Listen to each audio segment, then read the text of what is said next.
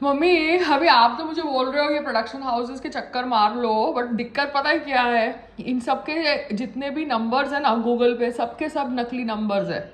और addresses change हुए हैं, नंबर्स चल नहीं रहे हैं। तो अगर मैं अपॉइंटमेंट भी लेना चाहती हूँ ना, तो मुझे अपॉइंटमेंट के लिए कोई कांटेक्ट नहीं मिलता गूगल से। तो इसलिए कल जब मेरी 2-3 अपॉइंटमेंट्स फिक्स थी, तो मैं ये बाकी 2 प्रोडक्शन हाउस में ऐसे ही चली गई। क्या था, एक सनराइज प्रोडक्शन था और एक दूसरा कोई क्रोम पिक्चर्स था। बट यहाँ पे मैं ऐसे ही चली गई सो दैट मैं ड्राइवर का यूज़ कर सकूँ, बिकॉज गाड़ी मैंने 8 घंटे के लिए बुक करी थी। तो सनराइज पिक्चर वाले तो मतलब अपने ही जोन में हैं, उनको लगता है कि वो बहुत बड़े हैं, तो ठीक है यार। अभी सबका अपना अपना टाइम होता है। एक केरला स्टोरी बना के तुम समझ रहे हो कि तुम बहुत बड़े हो, तो कोई दिक्कत नहीं है।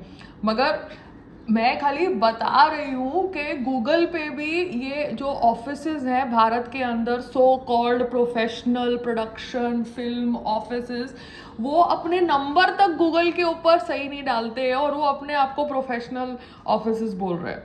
आप समझ रहे हो मम्मी? तो मैं ये सब करने की कोशिश तो कर रही हूँ जब मेरे को टाइम मिलता है।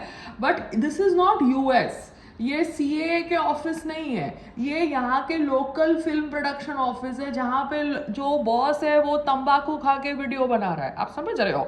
तो आपको समझना पड़ेगा आप कौन से देश में हो। भारत में प्रोफेशनलिज्म लाने के लिए बहुत समय जाएगा, क्योंकि यहाँ पे जो प्रोडक्शन हाउसेज हैं, जो सब अपने आप को तीसमार खान समझते हैं, यशराज से कम तो कोई है ही नहीं, वो गूगल पे अपने नंबर्स तक अपडेट नहीं करते। तो अगर आपके पास करेक्ट इंसान का मोबाइल नंबर नहीं हो, तो आपका पीए भी अपॉइंटमेंट कैसे लेगा? आपका सेक्रेटरी भी अपॉइंटमेंट कैसे लेगा? तो इसलिए मैं इन लोगों को इतना भाव नहीं देती थी। बट मैं कल ऑब्वियसली ड्राइवर के 8 घंटे को यूज़ करना चाहती थी, तो मुझे लगा भैया वो 8 घंटे यूज़ कर रही हूँ टैक्सी वाले के, तो जाके 2 ये रास्ते में जो पड़ रहे हैं ऑफिसेज, जहाँ पे मैंने अपॉइंटमेंट्स नहीं ली बट ये थोड़े दिख रहे हैं मुझे ढंग के इंस्टाग्राम के पेज के हिसाब से, मैं जाके आ जाती हूँ। मगर विपुल जी तो कल थे नहीं ऑफिस में, तो बाकी उनके असिस्टेंट से मिलने का कोई लॉजिक था नहीं। तो I am just trying to tell you मम्मा दैट यूएस में आप जा सकते हो गूगल से इन्फॉर्मेशन लेके, ऑफिस के अंदर बात कर सकते हो, इंक्वायरी डेस्क पे नंबर्स ले सकते हो क्रिएटिव्स के, पीए के, बिकॉज वो यूएस है। ये तो फकिंग इंडिया है मम्मा, यहाँ पे तो किसी को कुछ पता ही नहीं है प्रोफेशनलिज्म का पी। अब कल आरटीओ बोरीवली में जाके देख लिया ना मैंने, वहाँ पे गाय भैंस बकरी कुत्ता बिल्ली सब कुछ तो रह रहे हैं सिवाय ऑफिसर्स के। ऑफिसर्स कल आ गए बिकॉज शायद उनको पता था कि मैं रास्ते में हूँ, मुझे क्या पता, वरना वो लोग वहाँ पे जाते भी है कि नहीं रोज। समझ रहे हो? ऐसे ही आरटीओ सबका रिन्यू हो रहा है, आरसी पासिंग हो रही है, कोई फिजिकल वेरिफिकेशन कोई भी गाड़ी की हो ही नहीं सकती आरटीओ अंधेरी में। तो आरटीओ बोरीवली कौन लेके जाता होगा अपनी गाड़ी? सब पैसे खिलाते हैं एजेंट्स को। और इनफैक्ट एजेंट्स को जो पैसे खिलाते हैं वो वेबसाइट से कम पैसे खिलाते हैं, और वेबसाइट में पैसा ही नहीं जाता। तो अगर मोदी जी इस देश को डिजिटल बनाने की कोशिश कर रहे हैं, मगर आम आदमी वेबसाइट पे पैसा नहीं डाल रहा, आम आदमी एजेंट की जेब में पैसा डाल रहा है, जो एजेंट ऑफिसर के साथ पैसा डिवाइड कर रहा है, तो कैसे डिजिटल इंडिया सक्सेसफुल होगा? आपको समझना चाहिए ना। सो एनीवेज, अभी आज तो मैं देखती हूँ कि क्या करना है। मैं ऐसे ही गूगल से भी इंफॉर्मेशन निकालूँ तो भी इंफॉर्मेशन सही नहीं है। समझ रहे हो? गूगल पे भी ऐसे सब नकली नकली इंफॉर्मेशन, फ़ोन नंबर्स, एड्रेसेस दिए हुए हैं। तो आप थोड़ा सब्र करो बिन्ना, मैं कोशिश कर रही हूँ, ठीक है ना? मैं ऐसे ही नहीं जा सकती सब पागल जैसे ऑफिस में जहाँ पे तंबाकू खाने वाले लोग बैठे हुए हैं। और कल वो आरटीओ बोरीवली का कोई ऑफिसर, क्या नाम था उसका, जो भी, और दूसरा उसका बॉस, ठीक है, वो बोल रहे हैं कि भैया वर्सोवा की गाड़ी बोरीवली में आई कैसे?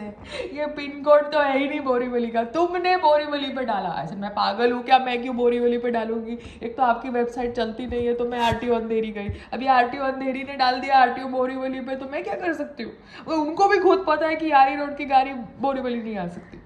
बट अभी क्या कर सकता है कोई इंसान? कुछ नहीं कर सकता ना। और वहाँ पे जो मेहता था वो तो ऐसे ही साइन करने को रेडी था, बट मैंने बोला फालतू में इनके चक्कर में मैं क्यों फंसूँ। तो जो ऑफिसर था वो मेहता तो फिजिकल इंस्पेक्शन करे बिना गाड़ी का वो कागज साइन करने को रेडी था, बट मैंने बोला फक इट मैन, ईमेल डालो, अभी तुम लोगों ने वैसे ही इतना डिले किया है तो करो और डिले, ईमेल डालो, अहमदाबाद में बड़ा डिजिटल डिजिटल करते हो और मैं गाड़ी वहाँ पे जाके इंस्पेक्ट करा के लाती हूँ। वो फॉर्म 25 का तुम्हारा जो लेटर है वो भी ईमेल पे तुमको भेज दूंगी, बार बार तो नहीं आ सकती ना बोरी वाली। तो मैं खाली बता रही हूँ, कोई इंस्पेक्शन नहीं होती है। ऐसे ही वो मेहता पैसा लेता होगा, अंदर अपनी जेब में डालता होगा और साइन मारता होगा, और उसका ऊपर का बॉस भी साइन मारता होगा। मगर मेरे सामने सबको भैया ऑनेस्टी क्या वो भूत आ गया ना, तो मेरे को लगा ठीक है, अभी तो तुम लोगों ने ऐसी गाड़ी का डिले इतना कराया तो और डिले कराओ, मुझे क्या लेना देना है। अब आई डोंट नो ना कौन है, क्या है, किसके घर में कितनी ज़रूरत है पैसे की, अब मैं क्यों ये सब मॉरल पुलिसिंग करूँ। But I am just trying to tell you मम्मा, एक ऑफिसर तो बोल रहा था कि भैया महाराष्ट्र की गाड़ी महाराष्ट्र में ही रह सकती है, महाराष्ट्र के बाहर नहीं जा सकती। तो भैया तू भी अपने घर में ही रह ना, तो घर से बाहर क्यों निकल रहा है, घर में रह, झाड़ू पोता कर, बर्तन कर और घर में ही पड़ा रहे और वर्क फ्रॉम होम कर। तू भी तो घर से बाहर निकलता है ना काम करने के लिए। वैसे गाड़ी भी महाराष्ट्र से गुजरात चली गई, क्या बड़ी बात है तो इंडिया के अंदर ही ना। तो जो कानून इंडिया के अंदर है उस कानून सारे सेम होने चाहिए ना, ये सब ऑर्गेनाइजेशंस के अंदर अलग अलग कानून कैसे हो सकते हैं। सो एनीवेज, ये लोग यूनिफॉर्म चीज़ें तो समझते नहीं है ना, इनको अपना बस रिजर्वेशन, मेजॉरिटी, माइनॉरिटी करके ड्रामा करना है ना।